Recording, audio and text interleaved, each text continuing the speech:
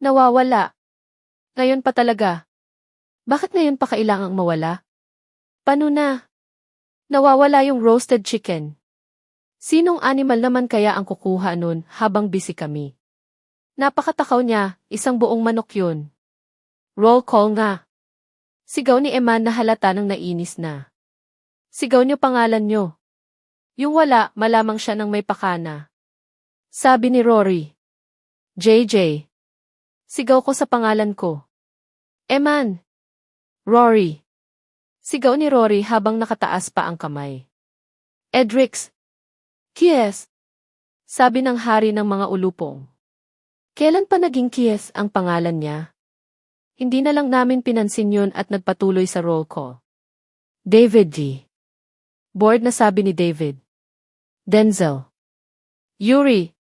Sabi ni Josh na hindi namin narinig. Josh. Pag-ulit niya. Blaya Aster. Sigaw ni Blaster at may muestra pa ng pagsabog. Calix the Pogi with Esva Mika baby. Napangiwi ako sa sinabi niya. Kailangan pa ba yun? Felix the Cat. Bakit nadudugtungan ang pangalan? The Amazing Aaron. Kit makulit. Aba. Drew. Barrymore. Ha ha ha ha. Mayo. Junyo. Julio. Agosto. September. Oktubre ano ba yan? Muntik na akong mapakanta. Buisit kasi tong mga to dugtungan daw ba mga pangalan. Pero meron akong hindi narinig sa roll call. Asan si Sin? Tanong ko habang tinitignan sila isa-isa. Pare-pareho silang tumingin sa paligid. Nawawala nga ata talaga ang luko. Wala siya. Wala ang roasted chicken. Esa Sin gan kumuha. Sabay-sabay na sigaw ng mga luko. Agad silang nagtakbuhan para hanapin si Sin. Merong dumiretso sa kusina. Meron tumakbo sa at merong lumabas ng resto at dumiretso sa parking. Pero pare-pareho silang bumalik na bigo sa paghahanap. Saan naman, aray? May kung anong tumama sa binti ko habang nakatayo.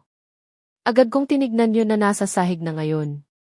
Hindi malinaw sa akin kaya kinuha ko na rin para makita ng maayos. Buto ng manok. Ano yan? Tanong sa akin ni Eman. Hinarap ko sa kanya yung nakita ko. Pareho pa kami nang nagtinginan at mukhang iisa lang kami nang nasa isip. Agad naming hinawakan ang mantel ng lamesa, sabay pa kami ng paghawi sa dun pataas. Buwala! Bumungad sa amin ang kumakain na Sin sa ilalim ng lamesa. Siya nga ang kumuha. Sabay pa namin siya ng dinampot sa braso at hinatak paalis ng ilalim ng table. Namumulaan pa ang bibig niya sa pagkain. Bakit mo sinusolo yung manok? Inis na tanong ni Eman. Lot. SD. Sabi ni Sin habang puno ang bibig. Ay naku si. Nagdamot factor ka na naman. Sabi ko bago siya bitawan. Masama na ang tingin sa kanya ng mga kapwa niya ulupong. Kasalanan naman kasi niya, tama bang itakas yung manok at kainin niya mag-isa? Please tell us na hindi lang isa ang niluto mo. Sabi ni David kay Eman. Pumasok si Eman sa kusina. Binalikan ko ng tingin si Sin, nalunok na niya yung kaninang inuya niya at nagawa pang ngumiti sa akin. May tinga pa. Lumabas si Eman kasunod ng 2 crew at maihawak silang 4 na buong manok. Nice. Nice. Ayos yan. Kainan na ulit. Tara. Tara. Halos sabay-sabay pa silang nagpalakpakan sa tuwa. Akmang lalapit si Sin pero hinarangan ko na siya. Nakakain ka na diba? Itsa pa. Please. Pakiusap niya habang nakapout. Napangiwi ako. Hinayaan ko siyang umalis at bahala na yung mga kapwa niya ulupong na humarang sa kanya. Bilisan niyo ang pagkain at magpe-perform para sa atin si Yuri. Announce ni Rory. Napatingin ako kay Yuri na kasalukuyang nasa harap at inaayos ang gitara. Wala kasi akong maalala na pinag-usapan namin na mag-perform siya. Baka biglaan lang. Bumalik ako sa pwesto kanina kung saan kasama ko si Mika. Andito na rin si Calix at nagsusubuan pa sila. Baka lang gamit naman tong dalawa na to, ano palang iniregalo mo sa nabunot mo? Biglang tanong sa akin ni Calix. Hihi secret. Ayoko sabihin. Baka ikaw pala yun, di nasira na yung surprise. Bahagya ng tumawa si Mika. Hindi nga pala siya kasali sa regaluhan na yan. Late na kasi sinabi sa amin ni Calix na sa amin daw makikiselebrate tong eighth niya. Bigla na lang lumapit sa amin si Sin, nakapout at maluha-luha ang mata. Inaway nila Cody. Sumbong niya, sabay turo kila Mayo. Bakit? Ayaw nila kong bigyan sniff. Sabi niya at kwari pang suminghot. Natawa na lang si Mika at Calix sa kanya. Kasalanan naman kasi niya. Ayan tuloy, hindi na siya makahingi. Ikukuha na lang kita. Presinta ni Mika at tumayo. Nice tea. Sabi ni si sabay suntok sa hangin. Tignan mo tong tao na to, wala talaga akong masabi. Basta pagkain, gagawin lahat.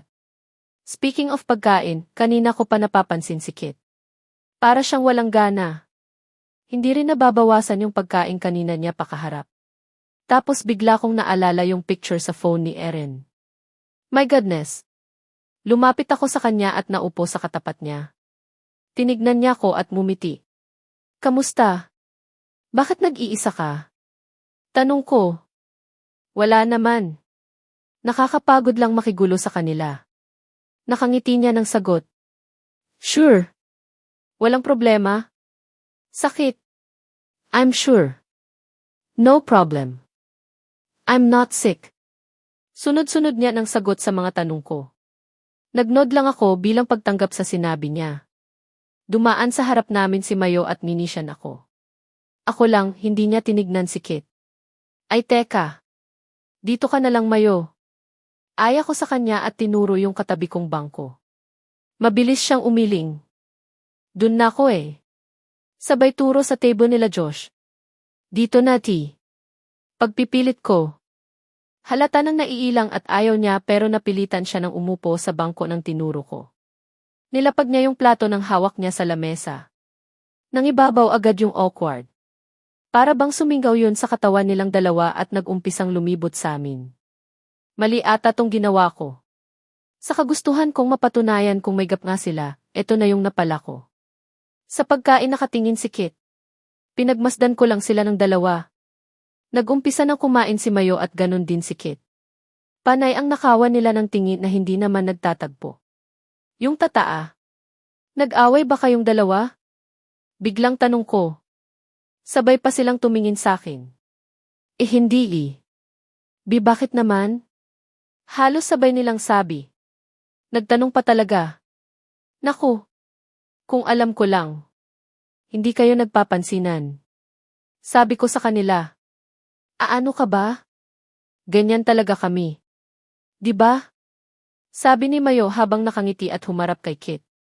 Nagpilit naman ng ngiti tong isa at hindi maintindihan kung haharap ba sa akin o kay Mayo.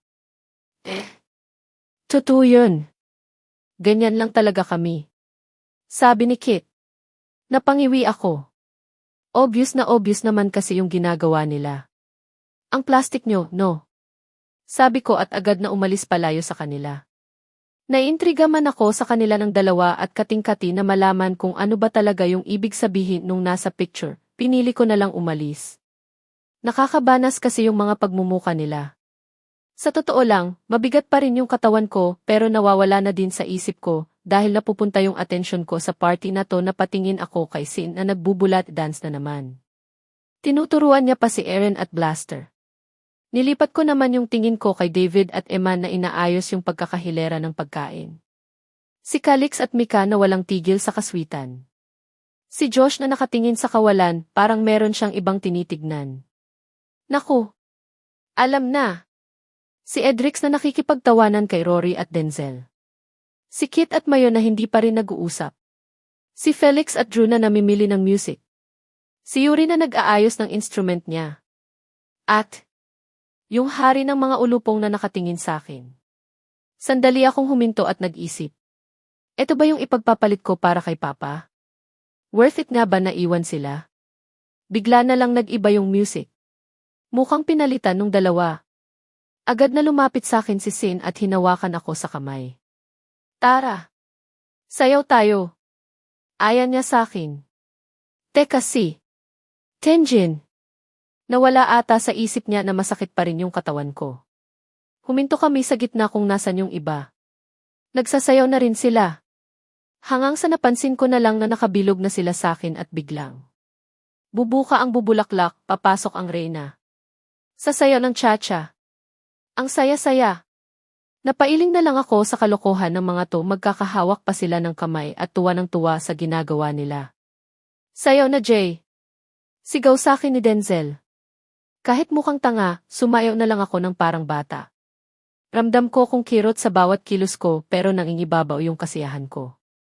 Malakas na palakpakan at tawanan ang binigay sa akin ng mga ulupong. Ha ha ha. Nice Jay. Galing sa sayaw. Si JJ na talaga. Mga impakto kayo. Sigaw ko sa kanila. Tuloy ang sayawan. Sigaw ni Sin at bigla na lang lumakas ang music. Parang mga nasa wild party ang mga luko. Talunan ng talunan at merong pang naniniko. Pati si Mika at Calix nakikisayaw na rin. Pilit kong umalis sa kumpulan nila. Hindi pa man din kasi ako nagtatagal, sumasakit na yung katawan ko. Ano? Kaya pa? Nakangiting tanong sa akin ni David. Tis? Pagsusungit ko sa kanya. Bahagya siyang tumawa. Bigla na lang siyang may inabot sa akin na maliit na box na may ribbon. Mas malaki sa binigay ni Yuri. Merry Christmas tea. Sabi niya at mumiti. Tatanungin ko pa lang sana siya pero bigla na lang siya nang lumakad palayo sa akin. Ganto ba talaga sila? Pagkabigay ng regalo, aalis? Binuksan ko yung box. Letter G, silver na G na may diamond na maliit sa gitna. Akala ko bracelet kasi itim yung pinakasinasabitan nung A pero kwintas pala. Aksidente kong nabitawan yung takip ng box. Binaba ko muna sa table yung hawak ko at kinuha yung takip. Napatigil ako nang may mapansin akong simbol.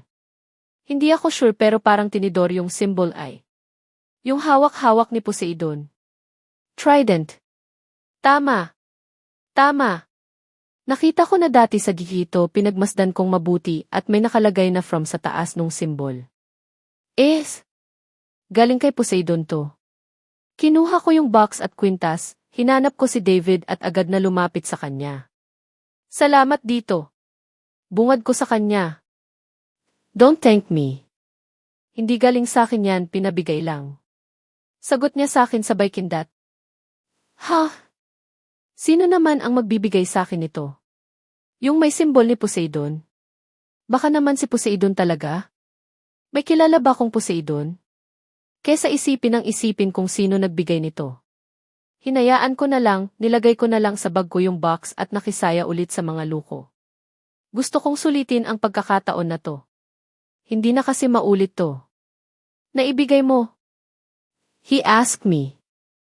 I'll walk outside before I answer his question. Mahirap na baka may makarinig sa amin. Andito pa naman si Kiefer at mga tao niya. Nang makalayo ng bahagya dun pa lang ako nagsalita.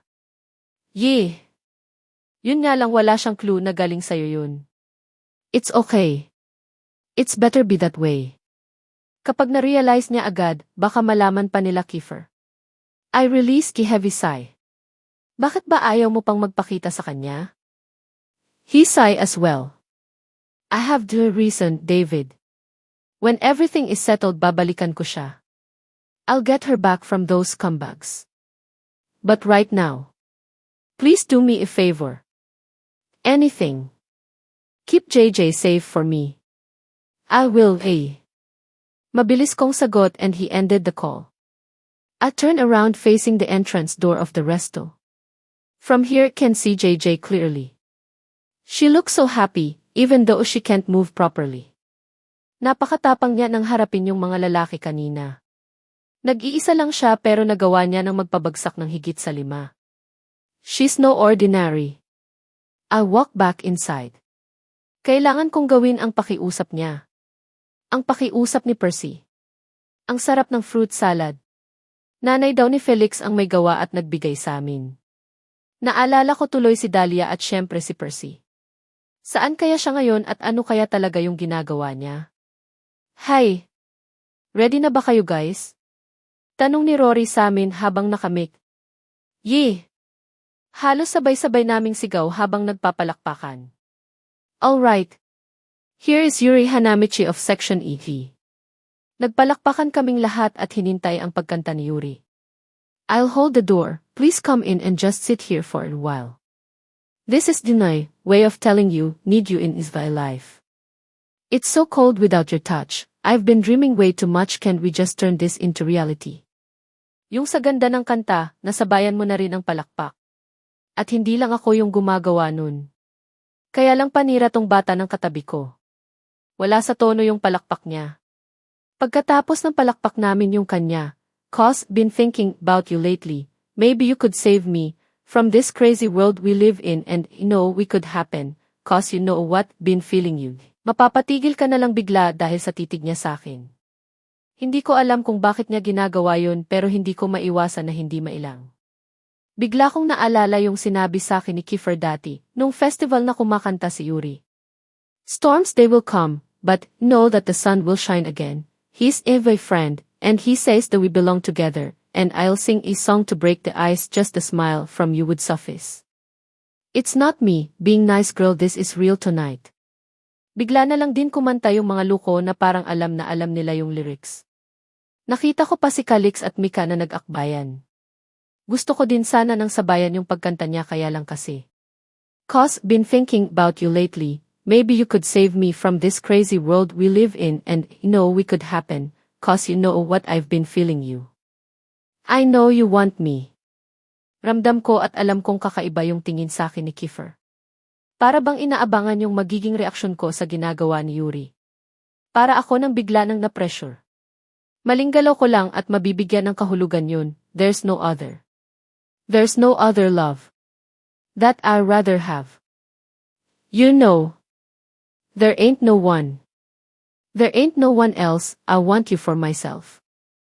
Shit! Ito na ba yun? Ito na ba yung ibig sabihin nung sing-sing? Nagtatapat na ba siya ng pagtingin sa akin? Ayoko nang maging assuming pero kasi. Cause, been thinking about you lately, maybe you could save me from this crazy world we live in and you know we could happen, cause you know what I've been feeling you.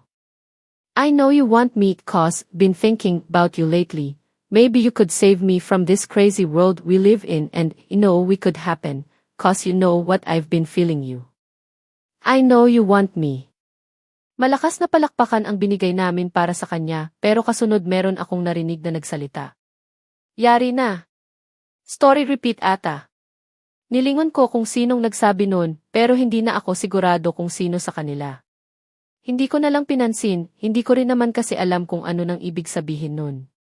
Umalis na harap si Yuri, nagsalubong pa ang tingin namin. Umiti ako sa kanya at ganun din siya sa akin. Si Rory naman ang nasa harap ngayon, hawak ang mic. Maraming salamat Yuri. Sabi niya. Ngayon naman, inihahandog ng Jace Warrior. Naknang. Ito na naman yung Jace Warrior na yan. Kala ko ba tapos na usap namin dyan. Lumapit sa harap yung mga lintik na dancer na may hawak ng pangalan na yan. Pinangungunahan ni Sin, syempre.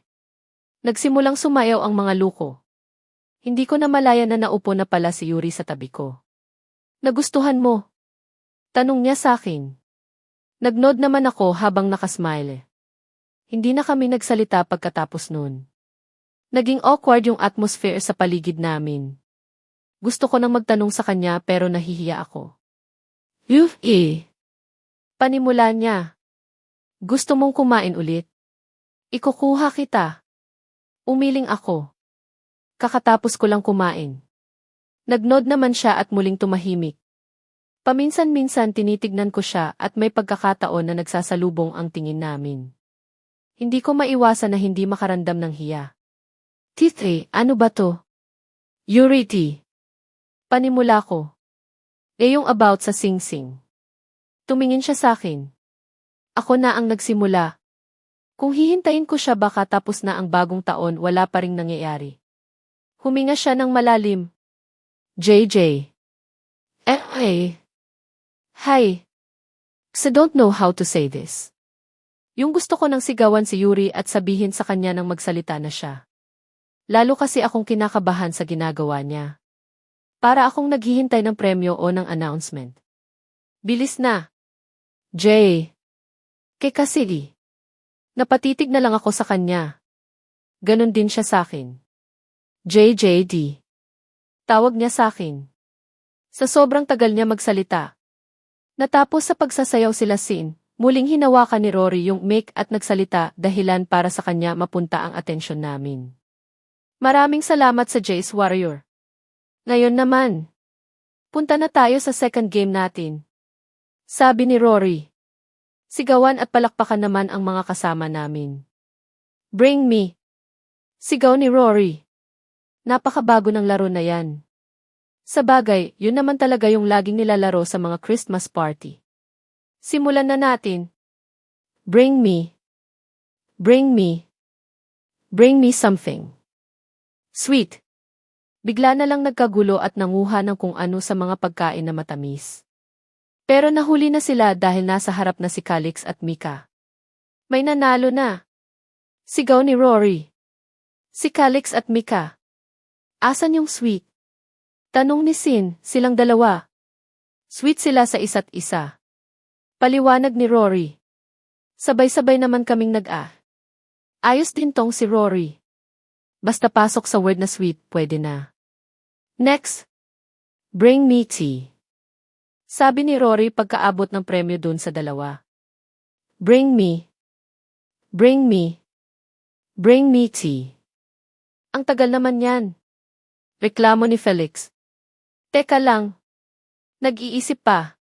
Sigaw ni Rory sa kanya at nagtawanan kami. Bring me.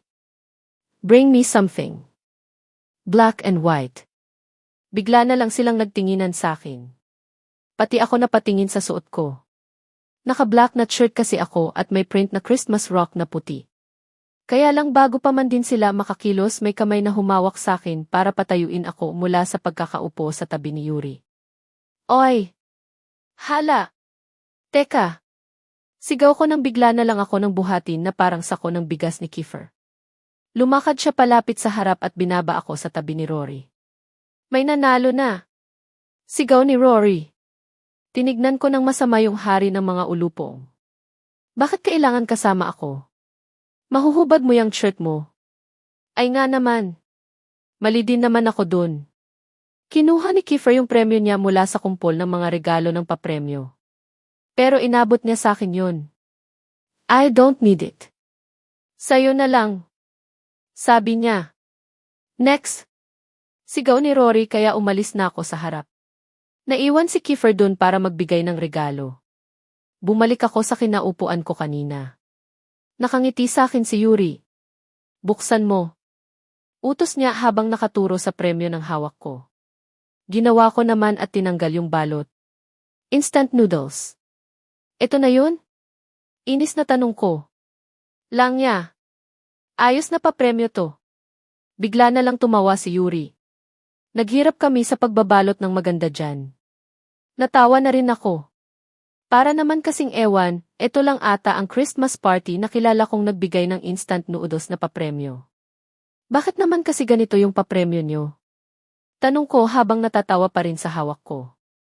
Ganyan talaga, kahit nung si David pa yung president namin. Paliwanag niya. Bakit nga pala ganyan ang mga suot nyo? Tanong ko nang bigla kong maalala na naka-elf costume siya kagaya ni Sin. Kalokohan kasi namin dati, sa kagustuhan naming mapagtripan yung president namin. We ask him to wear a Santa Claus costume. Then we search for someone who can join him and wear elf costume. Yun nga lang, bumalik ang karma sa amin ni Kiefer. Sabi niya at bigla na lang tumawa. Kaya pala ganun ang suot ng luko at sinamahan pa niya. Pagkakataon nga naman, babalik at babalik sa'yo yung ginawa mo. Last bring me. Sigaw ni Rory kaya napatingin kami sa kanya. Bring me. Bring me something. Bring me something that you love. Bigla na lang akong binuhat ni Yuri, bridal style. Hindi na ako nakapalagpa at dire-diretso siyang naglakad papunta sa harap. Pagbaba niya sa akin agad na nagreklamo si Sin, hoy. Something you love daw. Sigaw ni Si habang nakabusangot. Yee. Sagot ni Yuri. Yung kabang kanina ko pa nararamdaman, eto na naman. Bakit si JJ ang dinala mo? Tanong ni Rory. Bigla na lang akong tinignan ni Yuri. Gustuhin ko mang umiwas at umalis sa kinatatayuan ko, hindi ko magawa. Ayaw makisama ng tuhod ko. Paksyat naman. Cause I'm in love with JJ. Pagkasabi ni Yuri, automatic na huminto ang lahat. Literal na huminto, namatay ang music dahil nagalaw yung player. Nabitawan ni Rory yung Mickey, nagtinginan si Mika at Calix, natampal ni Sin ang noo niya at halos lahat sila tumingin sa aming tatlo nila Yuri at Kiefer. Patay. Story repeat. Akala ko hindi na matatapos yung awkward moment na yun. Buti na lang at bigla nang dumating yung daddy ni Eman at dinalhan pa kami ng pagkain. Lumipat lahat ng atensyon nila doon sa pagkain pero ako ito. Nga. Sa sobrang gulat ko sa pangyayaring yun, napainom ako ng di oras. Medyo umiwas din ako sa kanila dahil alam kong tatanungin nila ko. Lumapit sa akin si Mika at sumandal din sa pader na sinasandalan ko. Okay ka lang? Tanong niya. Ha? Oo, okay lang ako. Nag-aalala si Calix sa'yo. Alam mo na. Mukha nang naulit na naman kasi ay ano ka ba? Hindi ganun yun. Si Yuri lang ang umamin. Saka wala namang gusto sa akin si Kiefer. Putol ko sa sasabihin niya. Iba kasi ang gusto niya Gusto pa rin niya. Walang sinasabi si Kiefer pero iba yung pinapakita niya. Biglang sabi ni Mika kaya natigilan ako.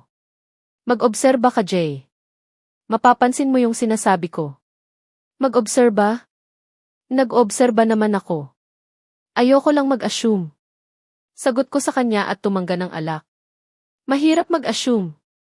Parang alang-talab tong iniinom ko. Ganun pa rin yung nararamdaman ko kagaya kanina. Pero Jay, kahit ano nang mangyari, pag-isipan mo lahat.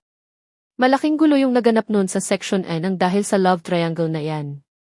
Ayoko nang maranasan mo yung naging paghihirap ni Ella. Sabi niya at lumakad na palapit kay Calix. Parang may kung ano nang nagpakaba sakin. Minsan ang nasabi sa akin ni Sin na muntik nang mahati ang section na dati. Nagkaroon ng grupo si Kiefer at si Yuri. Nagkampihan hanggang sa muntik nang mag-away-away. Parang ayokong mangyari yun. Ayokong makita na magkasira-sira sila ng dahil sa akin. Tinignan ko si Yuri na kasalukuyang nakatayo sa kabilang bahagi ng resto. Nakatingin siya sa akin at parang hinihintay ang magiging reaksyon ko. Ngumiti ako sa kanya para sabihin na okay lang ako at ang lahat sa amin. Hindi ko kasi alam ang dapat kong sabihin. May umamin na sa akin dati ng feelings nila pero hindi ganito yung naramdaman ko. Grav. Nakakaloka. Tapos na ba kayong lumapang? Tanong ni Rory. Nagsigawan naman sila ng kahit may mga hawak pang plato. Pupunta na tayo sa main event ng gabing ito. Sigaw ni Rory kaya nagsigawan sila. Exchange gift na. Naku. Ayan na. Tatawagin ko yung codename nyo at lalapit kayo dito para tanggapin yung regalo. Utos ni Rory at kumuha ng isang regalo. Jon Snow. Panimulan niya at lumapit si Kit. Huwag niyo muna bubuksan. Paalala ni Rory. Sabay-sabay kasi dapat naming bubuksan. Boy Logro. Patuloy ni Rory at lumapit si Eman. Nagtawag pa siya ng nagtawag. Pero isa lang ang hinihintay ko bukod sa codename ko. Yung Bluetooth na nakuha ko. Mucha. Tawag ni Rory sa akin. Yuck. Mucha ang inilagay nila. Hindi ako kasi hindi ko naman alam ang ibig sabihin nun. Kailangan daw kasing mabilis akong makilala para alam nung magreregalo. Dahil nga ako lang ang babae. Paglapit ko kay Rory para kunin yung regalo ko, agad ko siyang tinanong. Ano nga ulit meaning ng mucha? Mucha means muse. Mabilis niyang sagot sa akin. Bakit yun? Tanong ko ulit. Kasi ikaw ang muse namin. Ang muse ng Section E.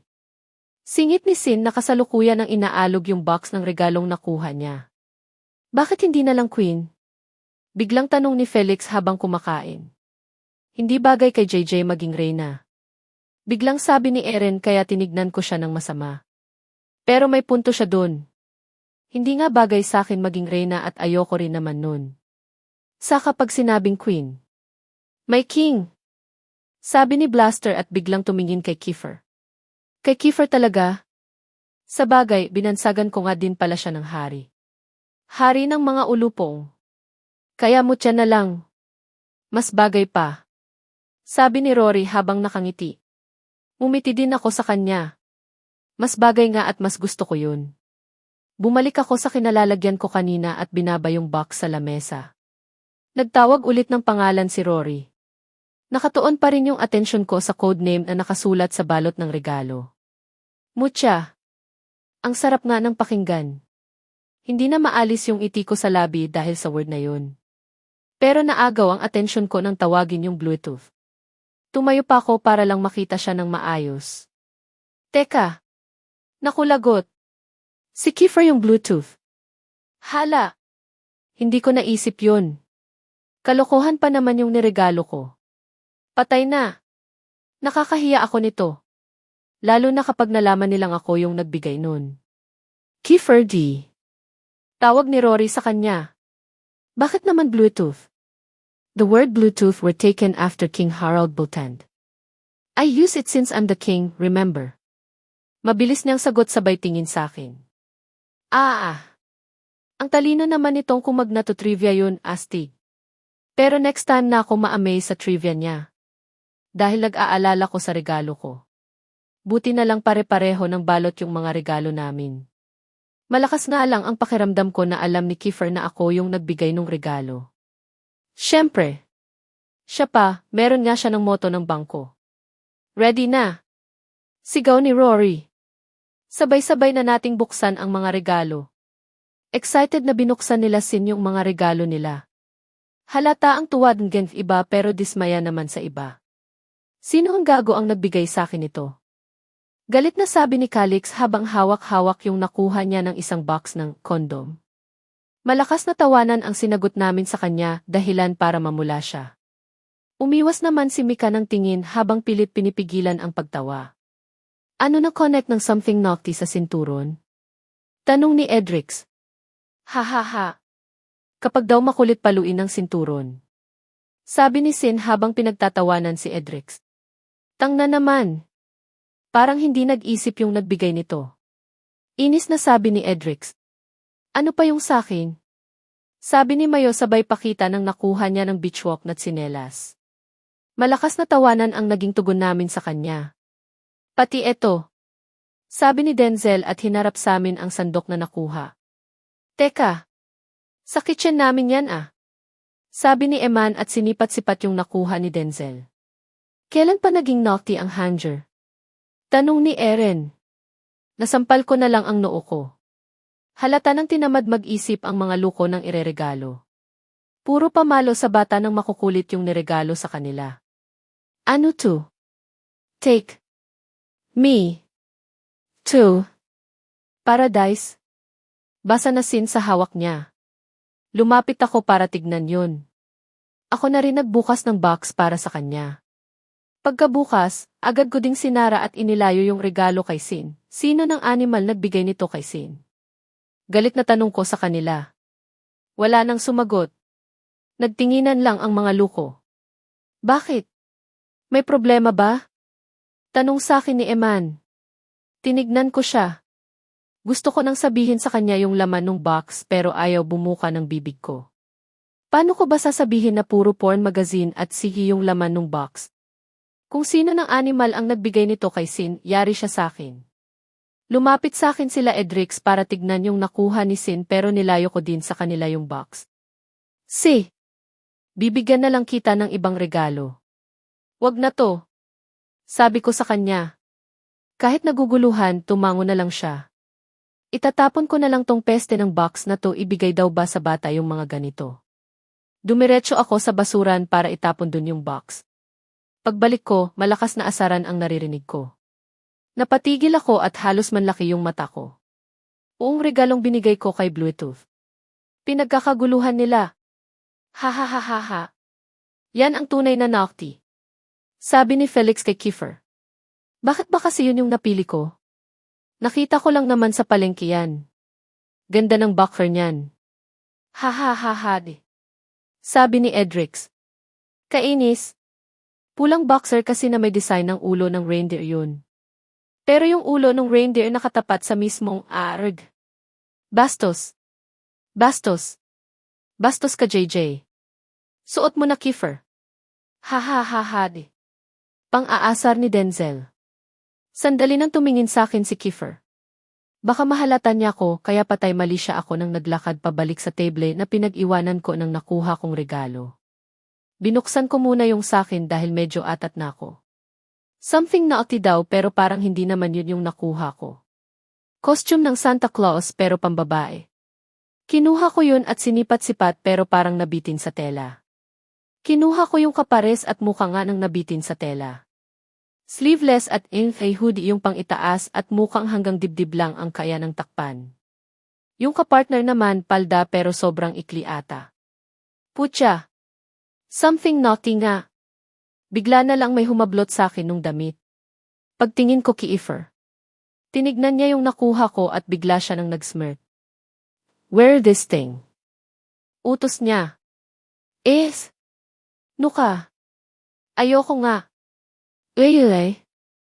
I want to see you wearing this. Pang-aasar niya. Luko to. Umaandar na naman yung kamanyakan niya. Tigil-tigilan mo ko ah. Sabi ko habang pinandidilatan siya ng mata. Wear this thing or I will tell everyone that you're the one who gave that boxer. Sabi niya na nagpatigil sa akin. Tongono. Hindi nila pwede nang malaman. Nakakahiya. Ano na lang iisipin nila? May kapilyahan ako ng taglay. Tapos kay Kiefer pa napunta. Alam na this? Teka lang. Paano niya nalaman na ako yung nagbigay? Ay naku. Meron nga pala siya ng moto na pangbangko. Hindi na dapat ako magtaka. I'll give you time to think about it, see. Sabi niya ay ngumiti ng nakakaluko. Naningkit ang mata ko sa kanya. Ikaw siguro nakabunot sa akin, no? Umiling siya. It was sin. Mabilis niya ng sagot. Sin. Naknang. Luko yun ah. Ito pa talaga binigay niya sa akin, yari siya sa akin mamaya. Kiefer naman eh. Nakakahiya kaya kapag nalaman nila. Halos maiyak-iyak kong sabi. Then wear it. At least yun, ako lang makakakita. He said and winked. Ay! Manyakis ka di. Bulong ko pero mukhang narinig niya. Gwapo naman. Mabilis niya ng sagot. Kapal. Ng alin?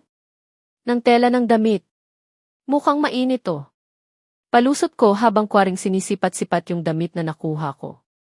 Nag-smirk siya sa akin at wink ulit bago tuluyang lumakad paalis.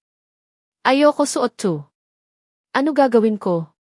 Nagising ako dahil sa sikat ng araw na nakatapat sa mukha ko. Sobrang sakit ng ulo ko, feeling ko binibiyak. Ito ang napapala ng humabol pa ng second party pagkatapos ng Christmas party namin. Sila naman may kasalanan nito. Akala ko tapos na yung party pero nang sabihin nila na meron pa, sumama naman ako. Gusto ko din kasi. Nagpunta kami sa bahay nila Kiefer at dun tinuloy yung kasiyahan. Buti na lang at umuwi na si Blaster dahil gising pa si Keegan pagdating namin. Naririnig ko yung phone ko. May tumatawag sa akin at malakas ang kutob kong si kuya yun. Patay.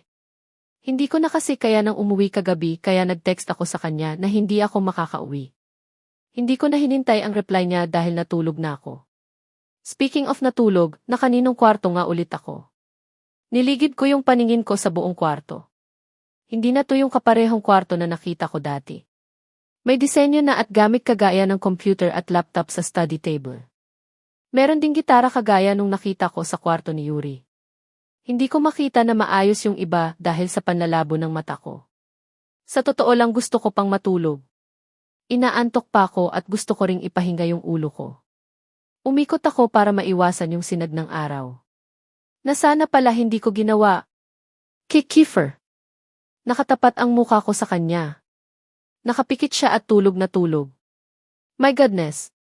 Kung andito siya at nandito ako at magkatabi kami, hindi kaya aard. Agad akong sinilip yung sarili ko sa ilalim ng kumot. May damit ako at kumpleto. Pero pinakiramdam ko din yung sarili ko kung may masakit sa akin. Hedache lang. Yun lang. Dahan-dahan akong kumilos at akmang tatayo na nang bigla na lang may kamay na pumalupot sa akin at dire-diretso akong napahiga. Buti sana kung yun lang ang ginawa niya. Pero siniksik din niya yung sarili niya sa akin at Vietnam. May matigas na bagay na tumatama sa tagiliran ko. Wag naman sana. Mahabaging langit. Eto pang malupit. Nararamdaman ko yung init ng katawan niya. Mukhang walang pang itaas ang luko.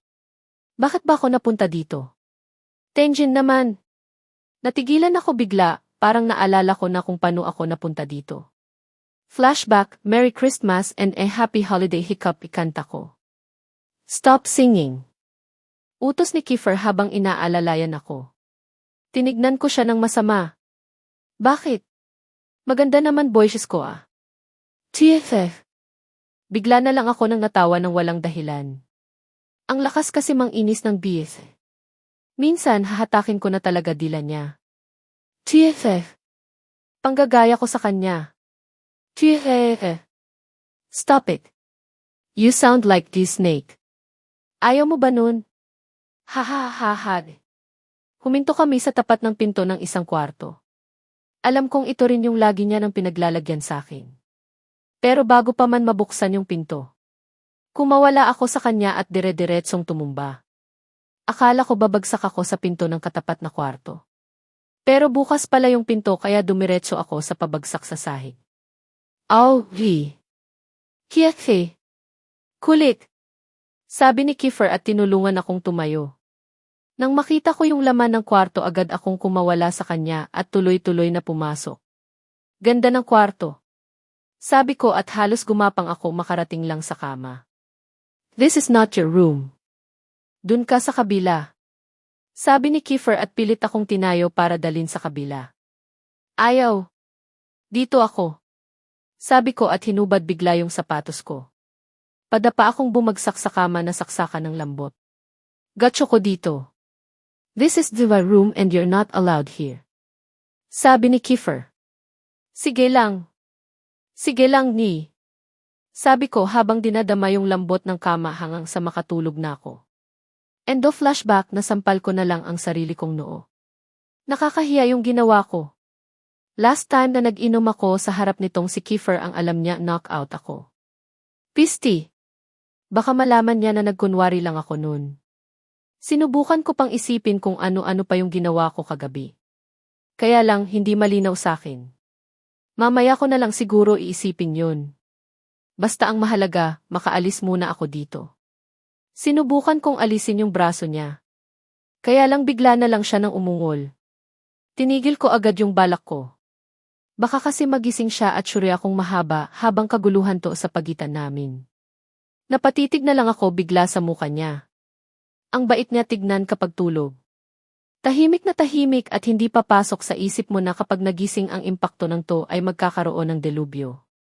Narinig ko na naman yung phone ko. Kailangan ko nang sagutin yung tawag dahil baka mapatay na ako ni kuya nito. Tinanaw ko muna kung nasan yung bag ko. Nasa kabilang bahagi lang ng kama at abot kamay ko lang.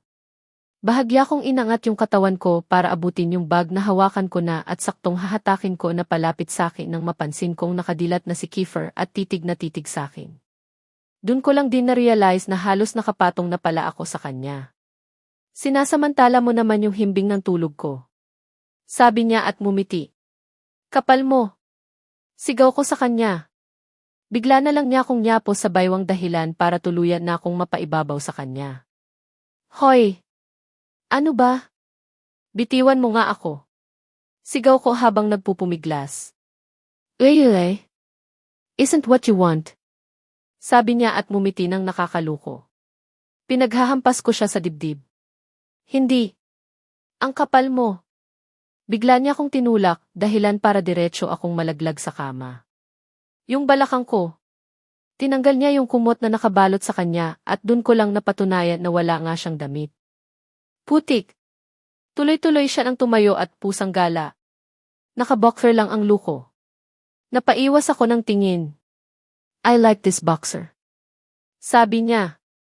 Hindi ko na-gets yung ibig niya nang sabihin kaya tumingin ako sandali sa kanya. Suot niya yung binili kong boxer na may ulo ng reindeer na nakatapat sa kuwanan. Napaangat yung tingin ko sa katawan niya. Ang sarap ata ng magpandesal at hotdog ngayon. Like the view. Tanong niya kaya napatingin ako sa mismong muka niya. Nakasmirk siya at parang model ng underwear kung makatingin sa akin. Hala! Sinubukan kong tumayo mula sa pagkakasandlak ko sa sahig pero feeling ko tumama talaga yung balakang ko. Aray ko di. Bulong ko. Animal kasi. Itulak daw ba ako? Dumiretso si Kiefer sa banyo. Nakakuha ako ng pagkakataon para sagutin yung tawag ni Kuya. 132 missed call. 278 text messages. I'm dead. Mukhang kailangan ko nang ayusin ang last will and testament ko. Muling tumunog ang phone ko. Si Kuya Angelo. Sinagot ko yun at dahang-dahang nilapit sa tenga ko yung phone. Pero hindi ko man din na ilalapit narinig ko na ang pagsigaw niya. Where the hell I give busy? Kay Kuya Le. Nautal na sabi ko. Nakakapanginig kasi ng laman yung sigaw ni Kuya. Andito ako ngayon sa police station at balak ko ng i-report ng kidnapping at rape yung mga classmate mo. Hala! Hala! Hala! Teka lang Kuya. Walang ganun. Okay ako, andito ako kila Kiefer. Tuloy-tuloy na sabi ko at nawala sa isip ko na nabanggit ko yung pangalan nung kumag. Nasampal ko na lang ang sarili kong noo. Kila Kiefer. Diyan ka pa talaga nagstay. Anak ng TK Kuya. Kay Cassidy. Jay. Pagbalik ko galing office at wala ka pa rin sa bahay. Sinasabi ko sa'yo, aahitin ko kilay mo. Banta niya sa akin at napahawak na lang ako sa kilay ko. Eto na nga, pauwi na nga. Pinatay niya bigla yung tawag. Sakto namang labas ng kumagaling banyo. Nakatapis na lang siya ng tuwalya at dumiretso sa walk-in closet niya. Yayamanin. Buti pa sila ni Yuri may walk-in closet. Ako kabinet lang solve na. Nagbihis sandali ang hari, paglabas naka-short at shirt na siya. Let's eat breakfast. Ayan niya sa akin. Teka. Patoothbrush muna di. Tinignan niya ako sandali bago nagsalita. Sa kabilang kwarto. Andun yung toothbrush na ginamit mo. Sabi niya at naglakad palabas. Binuksan niya yung pinto ng kabilang kwarto. Kinuha ko yung bag ko at sumunod sa kanya. Tuloy-tuloy akong pumasok sa banyo at ginawa yung morning routine ko. Paglabas, nakasandal ang hari sa gilid ng pinto. Naka-cross arm pa siya at nakatingin sa sahig. Let's go. Ayan niya sa akin at tuloy-tuloy na lumakad palabas. Sumunod naman ako sa kanya. Sa totoo lang, hindi lang pala sa pagmamaneho mabilis itong si Kiefer. Pati sa paglalakad, siya na mahaba ang legs. Hindi ako sure kung saan kami papunta pero sunod pa rin ako sa kanya. Sa laki ng bahay nila. Hindi kaya siya naliligaw. Pumasok kami sa isang kwarto dining area pala at bumungad sa akin si Kiren at Keegan na nag-aalmusal. Good boy na naman yung looks ni Keegan, hindi kagaya kagabi na mukhang galing sa away. Ayan na siya, T. Dinig kong sabi ni Kiren. Good morning, T. Bati ko sa kanilang dalawa. Inirapan lang ako ni Kiren pero ngumiti sa akin si Keegan. Sit here. Utos ni Kiefer habang nakaturo sa silya sa tabi niya. Dahan-dahan akong lumapit at naupo. Nakakaramdam kasi ako bigla ng hiya, kahit 4 lang kami sa loob. May pumasok na 2 maid at sandali kaming pinagsilbahan ni Kiefer bago umalis. Next time, wag ka na pupunta dito kung mag-iingay ka lang. Masungit na sabi sa akin ni Kiren dahilan para mapatigil ako. Mag-iingay. You almost wreck our house. You almost burn it and call some type of demon. Ha? Hindi ko maintindihan pinagsasasabi sa akin itong bata na to. Tinignan ko si Kiefer sandali pero tuloy-tuloy lang siya sa pagkain. May ginawa ba ako kagabi? Tinong ko sa kanila. Umiwas ng tingin si Keegan, tinignan ako ng masama ni Kiren at nilabas ni Kiefer yung cellphone niya at nagpipindot ng kung ano. Inabot niya sa akin yung bumungad ang isang video. May malaking bonfire sa gitna at nakikita ko sila Sin at iba pa na sumasayaw. May naririnig akong ingay pero hindi malinaw sa akin hanggang sa nakita ko yung sarili ko. Alululululululululu. Sabi ko habang sinasayawan ang bonfire. Putik!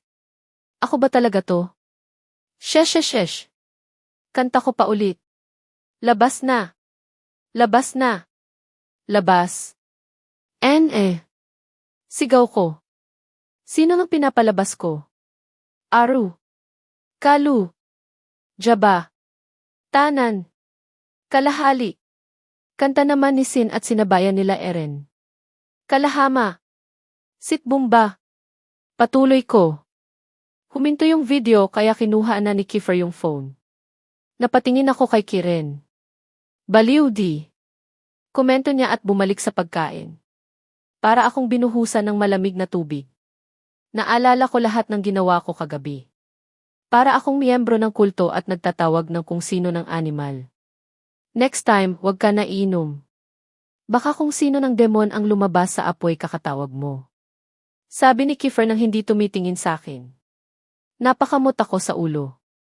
Nakakahiya yung pinaggagawa ko. Sinamahan pa ako nila Sin sa kalokohan ko. Bigla na lang ako nang napatigil. Meron ako nang biglang naalala kagabi.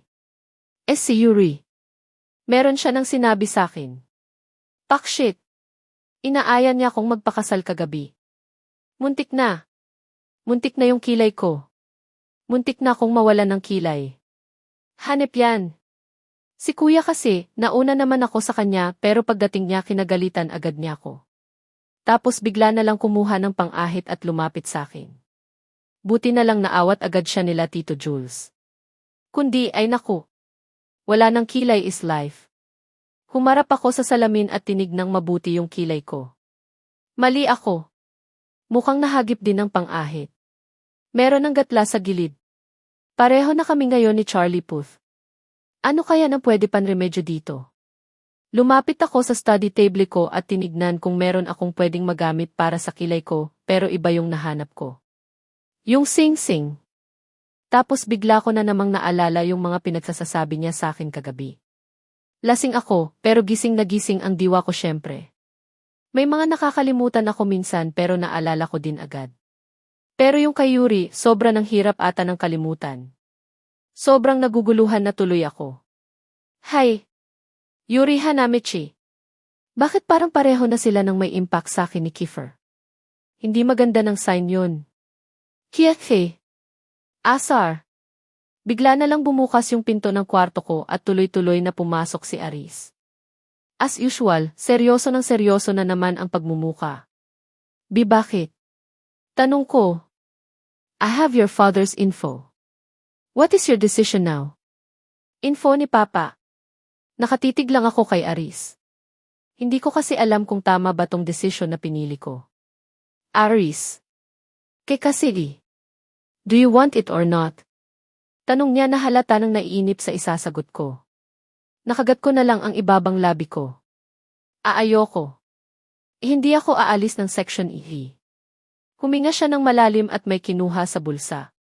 Papel yun na nakatupi at kahit hindi ko nakikita ng kabuuan alam ko kung ano ang laman nun. You sure? You don't want this thing? Parang naghahamon yung tono ni Aris sa akin. Nagpabalik-balik yung tingin ko sa kanya at dun sa papel. Parang gusto ko nang bawiin yung sinabi ko. I'll wait for your answer until the first week of school days. Sabi niya at agad na lumabas ng kwarto ko.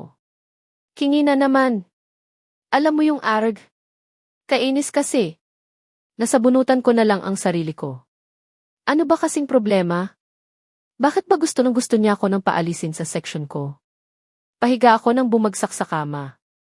Sa sobrang kakaisip para ng katawan ko yung napapagod. Pinili ko na yung mga kaibigan ko. Kasi alam kong magkikita pa rin kami ni Papa sa maraming paraan, di Joe. Binalak ko talaga nang kuhanin na lang kay Kuya Angelo yun nang hindi nila nalalaman. Hindi nga lang ako sigurado kung paano. Takas mode. Napatitig na lang ako sa kisame. Ilang araw na lang Pasko na pero ito ako at nakatanga at namomroblema pa rin. Si Aris kasi. Idagdag pa yung kagabi at yung mga sinabi ni Yuri. Mababaliw na ata ako. Flashback, ang lamig. Putik. Sigaw ni Edrix. Tinignan ko yung oras sa phone ko. 9:39, zes pa lang pero yung lamig pang madaling araw na. Jay. Nilalamig ako. Painitin mo nga ako. Pakiusap ni Sin habang nakaamba ng yakap sa akin. Tinignan ko silang lahat. Sino nang may lighter? Sisilaban ko lang to. Nilalamig daw. Bigla na lang silang nagtawanan. Agad naman akong tinignan ng masama ni Si. Painitin ko daw siya eh. E di si Laban, swebe ang init nun sa katawan. Ultra wow! Dumating na sila Kiefer at Yuri. Meron silang dalang mga sanga ng puno. Sabi nila kanina, gagawa daw ng bonfire para mabawasan yung lamig. Dito kasi kami umistambay sa bakuran lang nung hari. Nagpapahinga na daw kasi yung mga tao sa kanila. Pagkasindi nung apoy, naglabas na kagad ng alak ang mga luko. Yung iba sa amin umuwi na kaya nabawasan na kami. Kagaya ni Denzel, pinapauwi na daw kasi siya ni Grace. Si Calix, kailangan nang ihatid si Mika. Si Blaster, talagang umuwi nang malamang pupunta kami kila Kiefer. Si Kit, sumama daw yung pakiramdam kaya uwi na. Si Mayo din umalis na dahil uwi daw ngayon ang lolo't lola niya.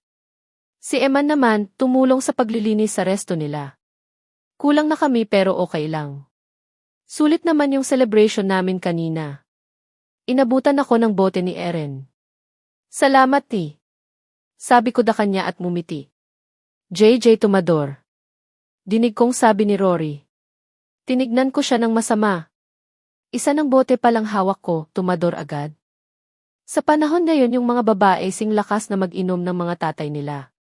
Komento ni Edrix. Hoy! Hindi ako malakas mag-inom. Tapos hindi marunong magluto. Dagdag ni Drew. Nagluluto ako. Ng ano?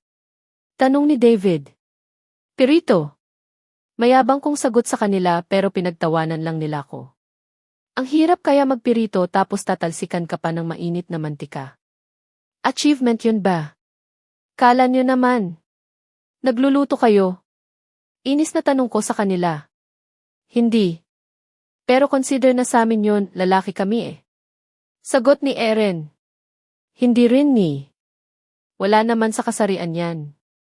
Dapat sa ganitong edad marunong na tayo maging independent. Sabi ni Josh. Pare-pareho kaming napatingin sa kanya. Ang deep kasi nung sinabi niya.